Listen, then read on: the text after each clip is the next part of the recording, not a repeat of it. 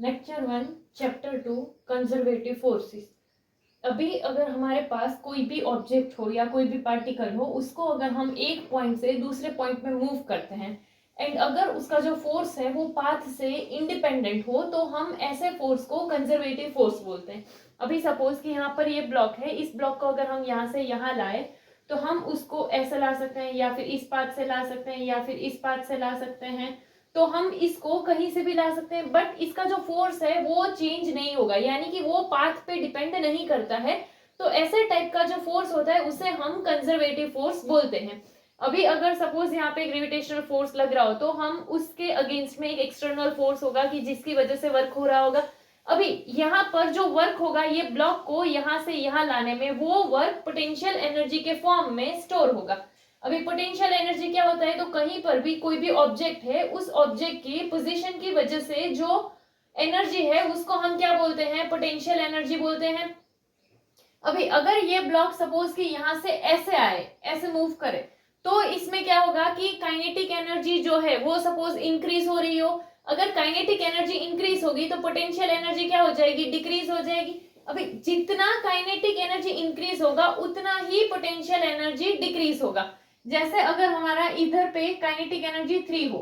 तो यहाँ पे पोटेंशियल एनर्जी क्या 7 हो सपोज। फिर यहाँ से अगर हम देखें तो काइनेटिक एनर्जी जो है वो क्या हो, 4 हो, एंड पोटेंशियल एनर्जी जो है तो वो क्या होगी उस टाइम पर 6 होगी। तो यहाँ पे कि हमारा जितना काइनेटिक एनर्जी इंक्रीज हुआ उतना ही पोटेंशियल एनर्जी डिक्रीज हुआ है। तो यहाँ पे जो दोनों का प्लस है 7 + 3 वो क्या है 10, एंड यहाँ पे जो दोनों का प्लस है 6 + 4 वो भी क्या है 10, यानी कि kinetic energy and potential energy का जो सम है वो कांस्टेंट रहता है। तो काइनेटिक एनर्जी जितना इंक्रीज होगा उतना ही हमारा पोटेंशियल एनर्जी जो है वो डिक्रीज हुआ होगा। अभी हमारा जो ग्रेविटेशनल फोर्स है एंड इलेक्ट्रोस्टैटिक फोर्स है, ये दोनों ही कंजर्वेटिव फोर्स है, एंड ये दोनों जो है वो डिस्टेंस के स्क्वायर के इनवर्सली प्रोपोर्शनल होते हैं। अभी ये दोनों फोर्स के बीच का अगर हम बेसिक डिफरेंस देखें, तो कि दोनों के लिए जो रिस्पॉन्सिबल फिजिकल क्वांटिटी है वो डिफरेंट है। जैसे अगर हम ग्रेविटेशनल फोर्स के लिए रिस्पॉन्सिबल फिजिकल क्वांटिटी देखें तो वो मास है, वहीं इलेक्ट्रोस्टैटिक फोर्स के लिए रिस्पॉन्सिबल फिजिकल क्वांटिटी जो है वो चार्ज है। एंड साथ में दोनों का प्रोपोर्शनलिटी कांस्टेंट में अगर हम देखें तो जो ग्रेविटेशनल फोर्स है उसका जो प्रोपोर्शनलिटी कांस्टेंट है वो क्या है, जी है, जो कि क्या है हमारा यूनिवर्सल ग्रेविटेशन कांस्टेंट। एंड जो इलेक्ट्रोस्टैटिक फोर्स है उसके लिए जो हमारा कांस्टेंट है वो है कूलम्बियन कांस्टेंट। नेक्स्ट, अगर हमारे पास कोई भी एक चार्ज है Q जो कि ओरिजिन में है, तो यहाँ पे हमारा एक चार्ज Q है एंड उसकी वजह से सपोज उसके आसपास वाले एरिया में फील्ड लग रहा होगा। अभी यहाँ पर हम एक टेस्ट चार्ज लाते हैं, ये टेस्ट चार्ज हमारा क्या है, Q है। अभी इस टेस्ट चार्ज को हम ये R वाले पॉइंट से ये P वाले पॉइंट तक लाते हैं, तो क्या होगा कि उस टाइम पे ये वाला जो चार्ज होगा उसका एक रिपल्सिव फोर्स ये हमारे टेस्ट चार्ज पे लगेगा, एंड उसका रीजन क्या होगा कि ये चार्ज हमारा क्या है पॉजिटिव, ये वाला चार्ज भी क्या है पॉजिटिव, तो दोनों लाइक चार्जेस है, इसीलिए रिपल्सिव फोर्स जो है वो हमें देखने को मिलेगा। अभी ये रिपल्सिव फोर्स कब देखने को मिल सकता है, तो या तो जब हमारे दोनों पॉजिटिव हो या तो जब हमारे दोनों ही नेगेटिव हो। अभी ये जो टेस्ट चार्ज है उसको हम बहुत ही ज्यादा स्मॉल कंसीडर करते हैं कि जिससे करके वो ये जो चार्ज है उसको डिस्टर्ब ना कर सके, उसका जो सराउंडिंग फील्ड है उसको।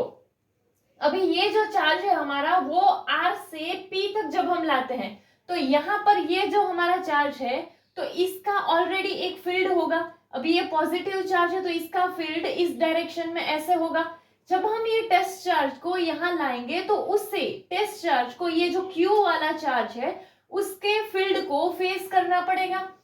एंड यहाँ पर रिपल्शन भी हो रहा होगा क्योंकि दोनों ही लाइक चार्जेस है। इसीलिए ये जो चार्ज है उसे यहाँ लाने के लिए हमें एक एक्सटर्नल फोर्स प्रोवाइड करना पड़ेगा।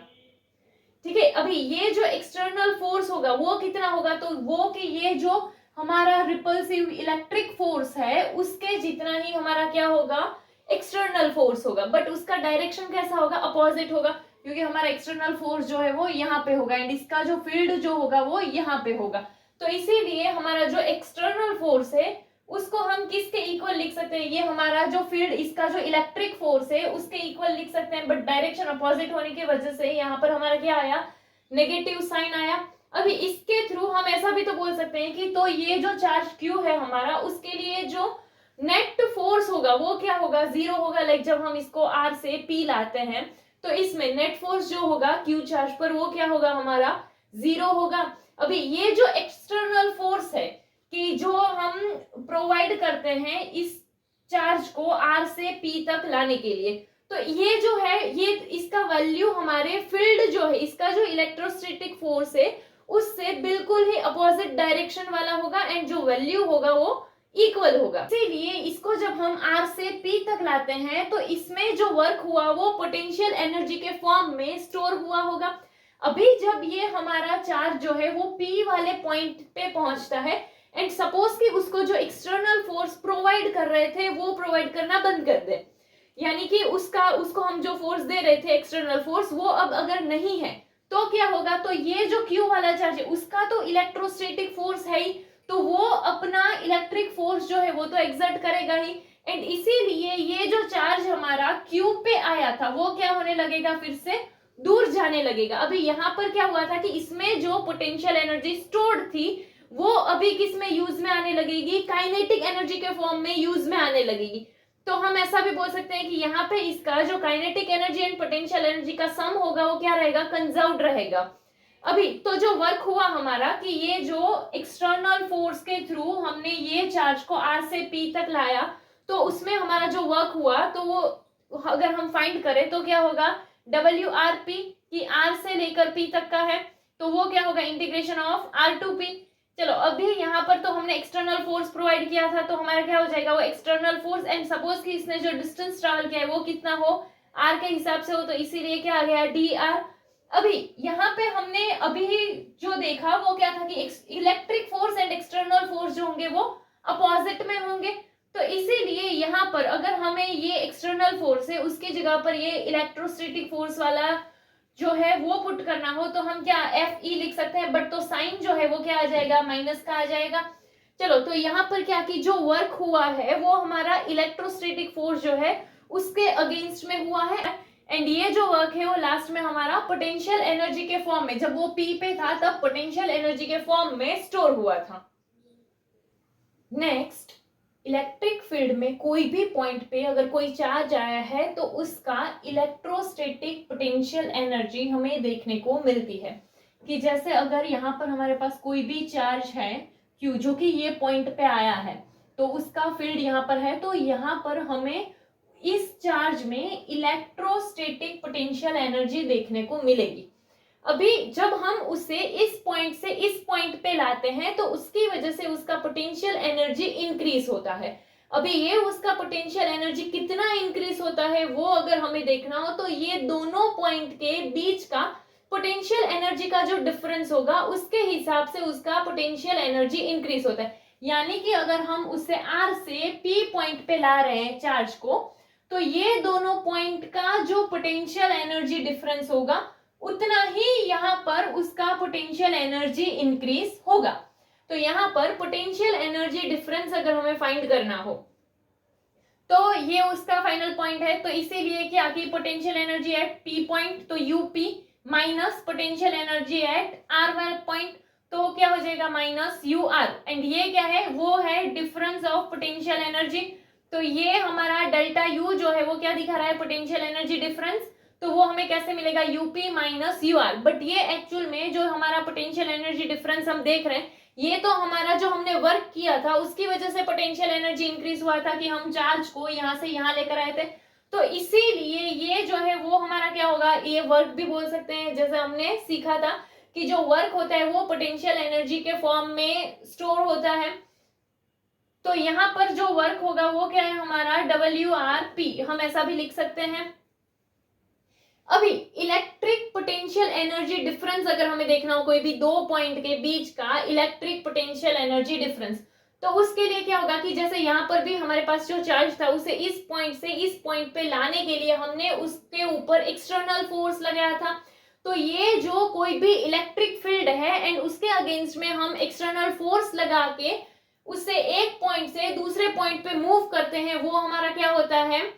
वर्क होता है। कि लाइक एक पॉइंट से दूसरे पॉइंट पे ले जाने के लिए जितना वर्क कर रहे हैं उतना उसका क्या होगा, पोटेंशियल एनर्जी डिफरेंस होगा। अभी इसके लिए अगर हम इंपॉर्टेंट पॉइंट्स में देखें तो ये जो हमारा वर्क हो रहा है उसमें ये हम चार्ज को एक पॉइंट से दूसरे पॉइंट में लेकर जा रहे हैं, वो उसका सिर्फ किस पे डिपेंड कर रहा है, उसका initial point and final point पे डिपेंड कर रहा है, ये उसके पाथ पर डिपेंड नहीं कर रहा है। एंड अगर हम कोई भी चीज पाथ पर डिपेंड नहीं कर रही है तो हम क्या बोल सकते हैं कि वो कैसा है, कंजर्वेटिव के हिसाब से, यानी कंजर्वेटिव फोर्स की कैरेक्टरिस्टिक में हमने देखा था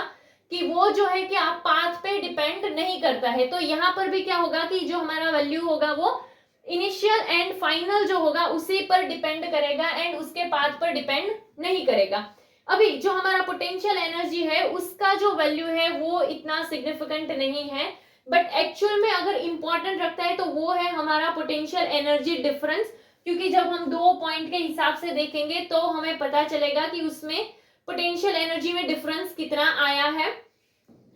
एंड हमारे पास जो पोटेंशियल एनर्जी है उसमें हम कोई कांस्टेंट भी अगर ऐड करते हैं तो भी हमारा जो फाइनल पोटेंशियल एनर्जी डिफरेंस है उसमें कोई भी चेंज नहीं आता है, वो वैसा का वैसा ही रहता है। लाइक कि जो पॉइंट्स है उसमें अगर हम कोई कांस्टेंट ऐड करें, जैसे यहाँ पर हमारे पास यूपी माइनस यू आर है, तो ये एक पी वाला पॉइंट है एंड आर वाला पॉइंट है, इसमें अगर हम सपोज एक कांस्टेंट जो है वो ऐड करते हैं अल्फा, तो यूपी है उसको हम क्या कर दिया हमने, U P plus alpha, and U R है उसको भी हम क्या कर देते हैं, यू आर प्लस अल्फा। तो यहाँ पर ये बीच में तो माइनस का साइन है तो ये माइनस है, अभी यूपी प्लस अल्फा, यहाँ पर माइनस था तो साइन अपोजिट होगा, इसलिए यहाँ पर क्या आ गया, ये माइनस में यू आर एंड ये प्लस था, बट प्लस माइनस माइनस के हिसाब से यहाँ माइनस आ जाएगा, तो क्या हो गया माइनस अल्फा। अभी plus alpha and minus alpha ये तो कट हो जाएगा, तो बचा क्या हमारा यूपी माइनस यू आर, जो कि हमारा इक्वेशन था। तो यानी कि कोई भी कांस्टेंट ऐड करने से जो हमारा पोटेंशियल एनर्जी डिफरेंस है उसमें कोई भी चेंज नहीं आता है।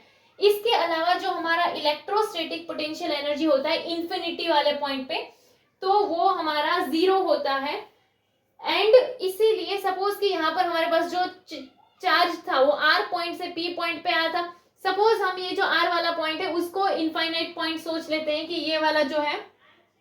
हमारा इनफाइनाइट है, तो यहाँ से जब हम चार्ज को यहाँ पर P वाले पॉइंट पर लाते हैं तो उसके इक्वेशन को हम ऐसे भी लिख सकते हैं कि जैसे जब R वाला पॉइंट था तो पोटेंशियल एनर्जी डिफरेंस हमारा था वो क्या आ रहा था, U P minus U R, but अभी R वाला पॉइंट हमारा कहाँ पर है, इनफाइनाइट पे है, तो हम उस इक्वेशन को कैसे लिख सकते हैं, यूपी माइनस यू आर की जगह क्या हो जाएगा हमारा u इनफाइनाइट हो जाएगा। एंड अभी हमने क्या देखा कि इनफाइनाइट पॉइंट पे हम इलेक्ट्रोस्टैटिक पोटेंशियल एनर्जी को जीरो भी सोच सकते हैं, तो इसीलिए वो जीरो हो जाएगा, तो ये तो चला गया, तो यहाँ पर हमारा बचा क्या, यूपी।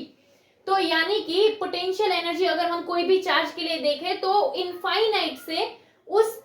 कोई भी चार्ज है उसे कोई भी पॉइंट पे लाने के लिए हमें जितना एक्सटर्नल फोर्स जो है वो यूज करना पड़ रहा है वो हमारा क्या होगा, उस चार्ज का उस पॉइंट के लिए पोटेंशियल एनर्जी होगा। जैसे यहाँ पे अगर पी पॉइंट पे इसका पोटेंशियल एनर्जी हमें देखना है तो क्या कि हम ऐसा बोल सकते हैं कि इनफाइनाइट से जो चार्ज है उसमें हमने एक्सटर्नल फोर्स अप्लाई किया एंड देन उसको इनफाइनाइट से यहाँ तक लाए, उसमें जितना वर्क किया वो उसका क्या होगा, पोटेंशियल एनर्जी।